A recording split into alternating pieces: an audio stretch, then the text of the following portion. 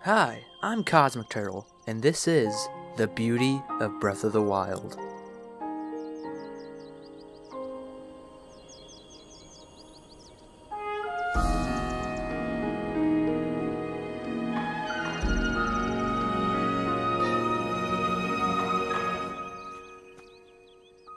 In this video essay, I will be talking about The Legend of Zelda, Breath of the Wild, and what made it a fantastic game.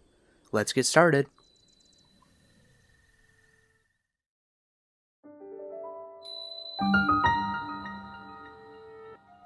Breath of the Wild is my favorite game after Minecraft. I think the amount of time I put into the game demonstrates this well enough. The best part of Breath of the Wild is its interactivity. It feels fun to explore, to try things out, test new strategies. You can jump into the water and grab fish with your hands, or you could use Cryonis and lift them out of the water for easy catching. Making an apple pie and eat apples? You can climb up a tree and grab them, shoot them down with an arrow, or just cut the entire tree down. There are hundreds of solutions to every problem. The combat is even more interactive than the rest of the world. Every bokoblin camp can be tackled differently. See those explosive crates over there? Shoot a fire arrow at them and a massive explosion will damage the enemies. You can use stasis to launch a boulder or log into them, knocking them down and giving you time to strike or steal their weapons. Feeling stealthy? Sneak up to a sleeping or distracted enemy and deal extra damage with a sneak strike.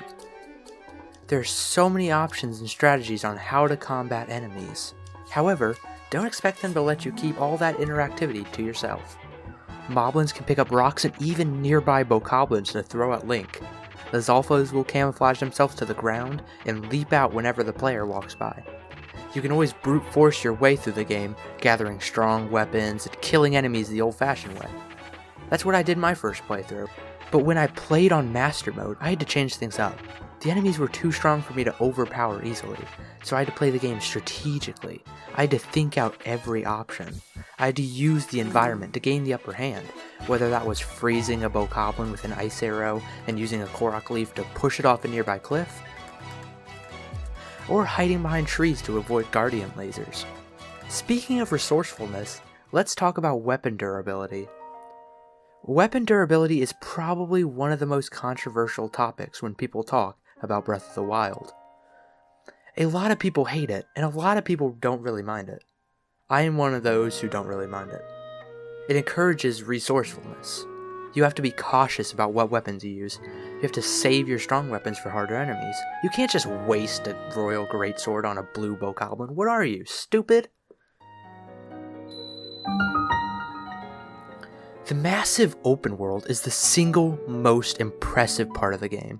There is a reason that the game took 5 years to be developed. It has the biggest open world of any Zelda game ever, and it's one of the biggest maps in any game. The map has been measured to be a whopping 84 square kilometers.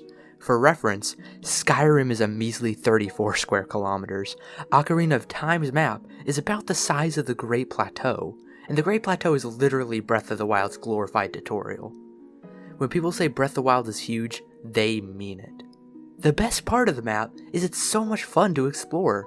When I played The Elder Scrolls Oblivion, the worst part was how empty the map felt. It was big, but I felt no incentive to explore and go new places. The game felt more like a walking simulator than a big open world adventure. Luckily, Breath of the Wild is packed full of stuff to see and do. There's always something to look at. A camp to take down, a korok to find. It's never boring to explore. And don't even get me started on how pretty this game is. This game is gorgeous. I cannot explain how pretty this game is. If I looked like this, I'd have no trouble finding a girlfriend. Anyways, let's talk about shrines. Shrines are bite-sized dungeons scattered around the world. There are 120 in total, besides DLC shrines. Sometimes you have to complete puzzles, sometimes you have to kill a guardian scout, sometimes the real puzzle is getting into the shrine. Shrine quests give a lot more depth to shrines. rather than just having these weird monoliths sticking out of the dirt. My favorite quests are Cass's song quests, where he plays a song that tells you how to access the shrine. Cass seems to care a lot about the hero's success. I mean, he travels the world to play the songs of his late teacher. He has a family, right? He left his home and his family to travel the world. He knew he had to use his music to help the hero. He knew he had to fulfill the wishes of his late teacher. He sacrificed his comfort, his life, his family to help us. Cass knew his moral obligation to help save the world. Cass is the real hero. Give Cass the Sheikah Slate.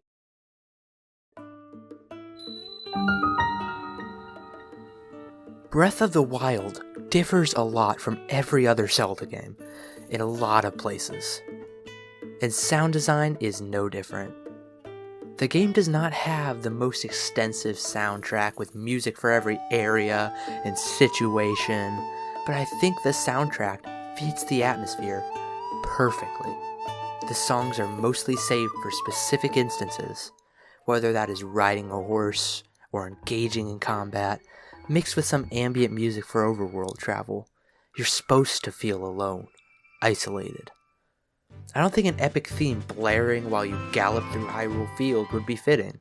Instead, the soft piano fades in as you trot through the worn, yet empty paths of Necluda. Since the game puts the music in the back seat, it allows for the sounds of nature to be brought forward. You get to hear wind ruffling the leaves of trees and grass rustling against Link's legs. For a more in-depth look into the sound design in Breath of the Wild, especially the stuff you aren't supposed to notice that makes the game feel more cohesive, check out Scruffy's invisible sound design in Breath of the Wild. A link will be in the description. Anyway, let's talk about music. As I said, there aren't a lot of tracks in the game, yet the ones they do have are fantastic. Hateno Village has a great calm, yet cheery theme. Goron City is very funky with its strong brass and marimba. But hands down, the best song in Breath of the Wild is Cass's theme. Hearing that accordion? Wait, what do you mean? A bandonian? Well, hearing the bandonian slowly fade in as you wander the woods is extremely comforting. You know, not only do you get to talk with Cass again, which is a treat by itself, but you know a fun shrine puzzle or stable to rest at is waiting for you. It's fitting that the best track goes to the only musician left in Hyrule. Luckily, that will change because Cass cares about the younger generations. Cass teaches the youth of Rito Village the beauty of music.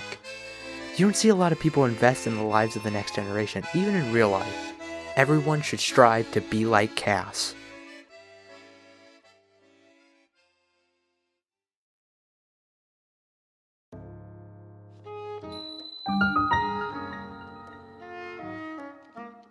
The story is not a prevalent part of Breath of the Wild, but what we do get is great. I care way more about Zelda in this game than I do in any other game.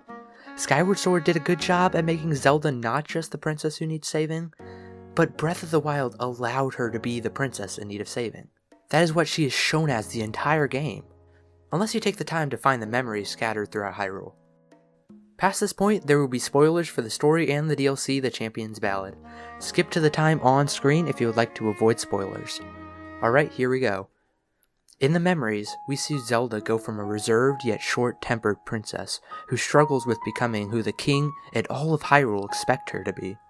She supposedly should be gifted with this divine power of the gods, the only thing capable of sealing Ganon away. But as the threat of the calamity looms, Zelda feels the weight of Hyrule falling onto her while she struggles unlocking these sacred powers. At first, she resents Link because he wields the Master Sword. Link having the Master Sword just serves as a slap in the face to Zelda. Link has fulfilled his destiny. Why can't she? After Link saves Zelda from members of the Yiga clan, those who have sworn to do whatever is necessary to bring Ganon to power, she starts to open up to Link. Their relationship grows, yet Zelda is still unable to awaken her powers. She fails her last shot as Ganon returns and takes over Hyrule Castle.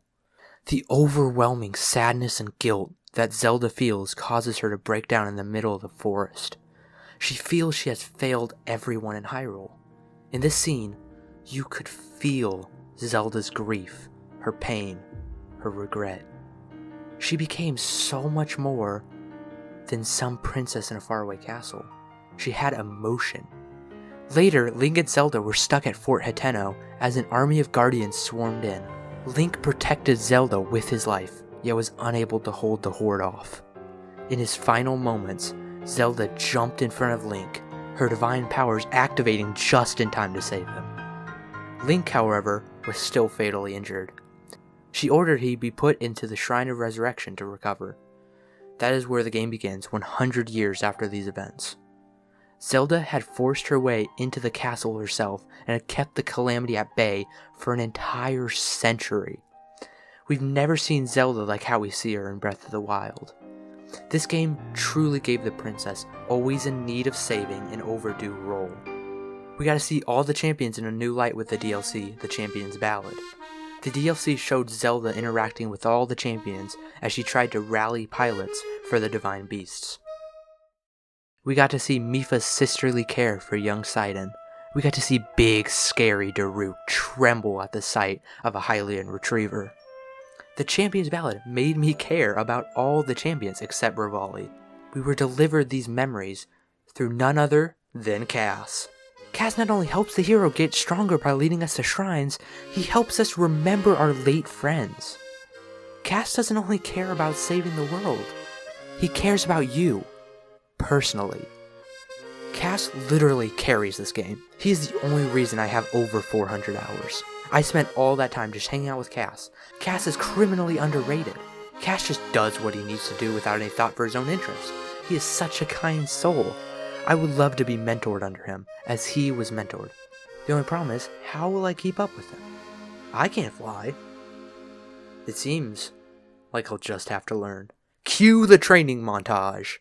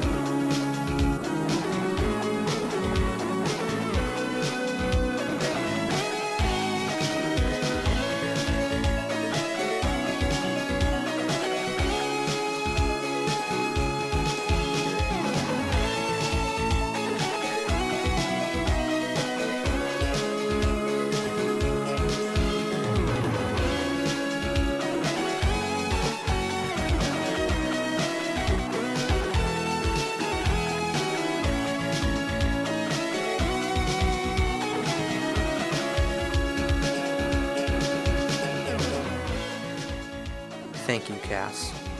I know you do not get the appreciation you deserve in your world, but know that I appreciate you in mine. Oh wait, I don't have an instrument. Hey, Cass, this is close enough, right? Like, you could use it as a horn?